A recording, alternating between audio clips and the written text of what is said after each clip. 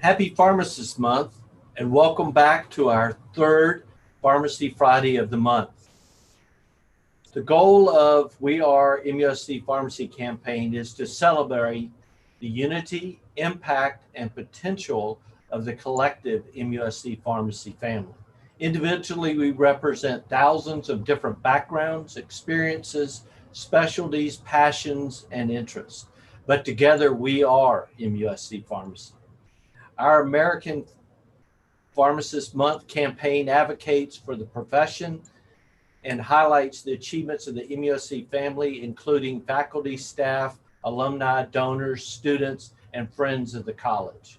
Today, I have Sarah Wyatt here with me to help us wrap up our We Are MUSC Pharmacy Students Week. Sarah is a member of the class of 2022 and is the College of Pharmacy representative for the MUSC Student Government Association as her role as president of our College of Pharmacy Student Government Association. Sarah, thank you for joining us today. Thanks for having me. I'm glad to be here. Great. Sarah, could you tell us a little bit about yourself and how you got to MUSC and why you chose pharmacy? Sure. So first, a little bit about me. I am from a small town called Easley, South Carolina. I went to Clemson University for undergrad, so go Tigers. I have a Bachelor of Science in Biological Sciences that I obtained at Clemson. And a fun fact, I recently just got a puppy. Right now, she is 11 weeks old. She's a little Dalmatian named Bailey. Very nice. What was that? Oh, how I got to MUSC. So I'll make this short. You know, everyone has a story to tell, but I applied to PC, USC, and MUSC. So all the, in-state College of Pharmacy universities. And MUSC was really the best fit for me. I noticed that they had the highest residency match rate in 2018, and if that's like nationwide. And that really stuck out to me because that's something I would like to pursue is a residency. Also, MUSC is in Charleston, and Charleston is beautiful. When you come down here, the atmosphere is amazing. Everyone's so friendly. You know, we have that Southern hospitality. Mhm. And then why I chose pharmacy. So I did a internship at AnMed Hospital in Anderson, South Carolina with George Reed and Jim Hammond. Shout out to them. They were amazing. They helped me see all the potential roles that I could pursue as a pharmacist. You know, everyone thinks it's just CVS, Walgreens, until you really notice and get into the profession that there's probably over 50 different things you could do. So that's why I chose pharmacy. Well, great. Well, that sounds, kind of exactly what our mission is here at MUSC, and that is show you all the opportunities because there are many in pharmacy that most people don't know about until they actually come into our program. So thank you, Sarah. And could you tell us a little about, you currently serve as president of the College of Pharmacy Student Government Association, which also makes you have a tremendous role in the entire Student Government Association of MUSC. Could you share with us a little bit about your leadership position and all the many things you do? Yeah, sure. Yeah, there's definitely a lot of things that I do. So as you said, I am the College of Pharmacy Student Government Association president. We call it SGA for short. So if you hear me say that, that's what that means. So probably the biggest thing that I organize is our apparel sales that we do. So what we do is we do one in the fall and the spring, and the students absolutely love it. We offer them things such as pullovers, vest. Last year or last fall, we did a baseball cap that everyone liked, just different things. This year, we're thinking about doing a scrub top, like a charcoal gray scrub top that can be personalized, that that our student interns can wear to work. So that's just a little insight on that. And then I also do college-wide events. So because of COVID, we weren't able to do a couple of those, like the back to school party at the Folly Beach Pavilion Center.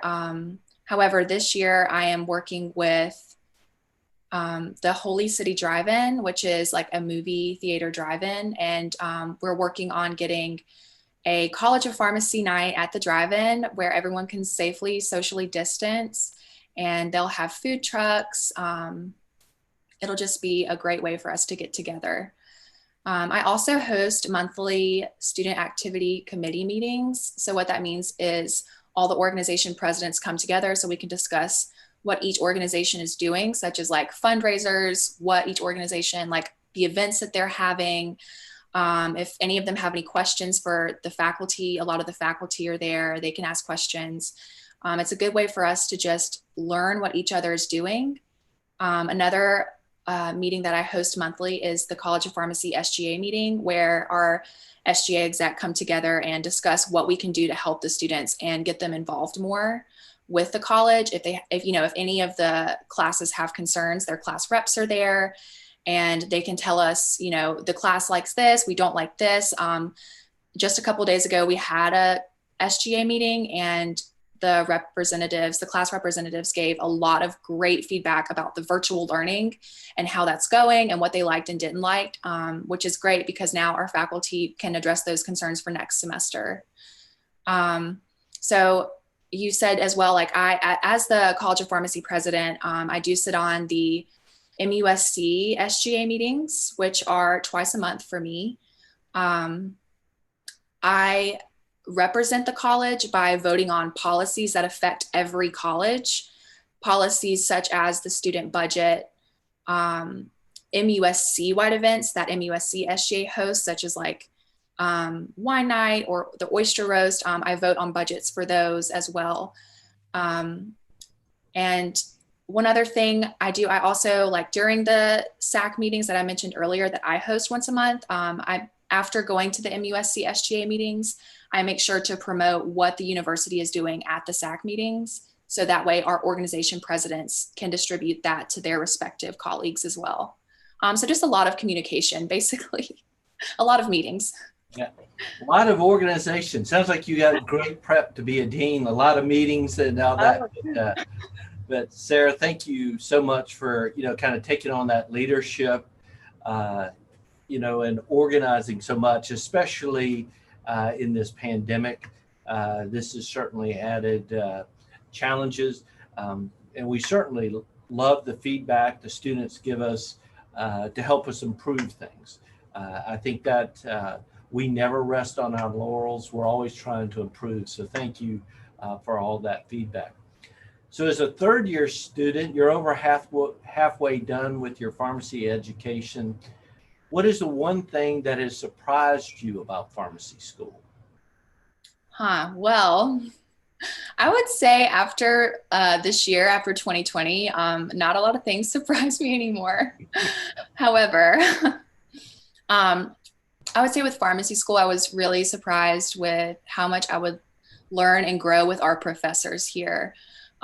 Just a couple examples, and I'm sure a lot of our pharmacy family can relate. Dr. Soltis, for example, is the all-knowing guru of pathophys or pathophysiology. And he likes to make sure that we're paying attention during class by telling us jokes and like just seeing who notices and who laughs. He'll also call you out if you're late to class, but in like a funny way. So he always just lightens the mood. Another thing that surprised me was how knowledgeable some of the professors are. Like Dr. Starrett is the all-knowing diabetes expert. And like just this week, I went to lab and I was very surprised to figure out that I had to inject normal saline with an insulin syringe into my abdomen. So like I got to figure out what a diabetic patient has to go through, like how they feel injecting insulin. And then a couple more examples. I have so many favorite professors, but I'll give two more. Dr. Wooster, he's a great guy. He does a lot of research in the biomedical science building. And he teaches us during our first year, he teaches us biochemistry. And he really likes Napoleon Dynamite and like all things Monty Python. And so he'll always bring up those jokes. And like if you go into his office to ask him a question or something, he has a little button you can press and it just says like phrases that Napoleon Dynamite would say, like, where's my chapstick, or, things like that. And then one more example. I really was surprised with Dr. Chessman. She is just so great at what she does. I'm not trying to get brownie points, I swear. But I really want to say that, like, I really appreciate everything that she does and how hard she tries to help us learn. And she started out our clinical course called, last year it was called pharmacotherapy. This year it's called disease and processes therapeutics. We call it DPT for short. So she, like, one thing I remember that she always said was, don't bolus into the small intestine, don't do it. And so, but seriously, like, her teaching methods are unforgettable. And I was overall, with every single professor, I've been so surprised by how much I would learn from them, how much I would learn about them, and how close of a family we would all become. Great. Yes. We have many, many remarkable professors. And, I think that is one of the great strengths of our program, is getting to work with them and share their experiences that they have. And so thank you for those comments. Could you tell us, for any prospective student that is watching, what is the one piece of advice you would tell them if they're interested in pursuing pharmacy?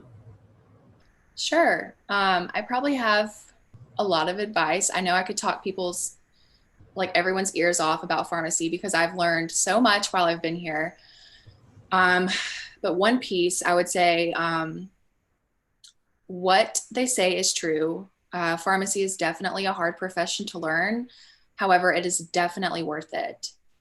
Also, I think I said this earlier, pharmacy is not just about community. It is so much more. And I really wish I would have known this before going into pharmacy. That's why I'm so grateful for that internship that I mentioned earlier.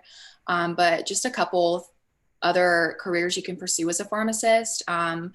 You can work in the hospital. You can pursue clinical pharmacy, which is what I'm interested in. Nuclear pharmacy, veterinary pharmacy. You can work with animals. How cool. And then compounding, research, academia, long-term care, mail service. There's just so many things that I wish I would have known more about in undergrad. And I'm just so thankful that we do have those things now. There's just so much that I can pursue. If going down the line, I decide I don't want to do a clinical role, then there are other things, like I could work for DHEC if I wanted to. Yeah, there are lots of opportunities.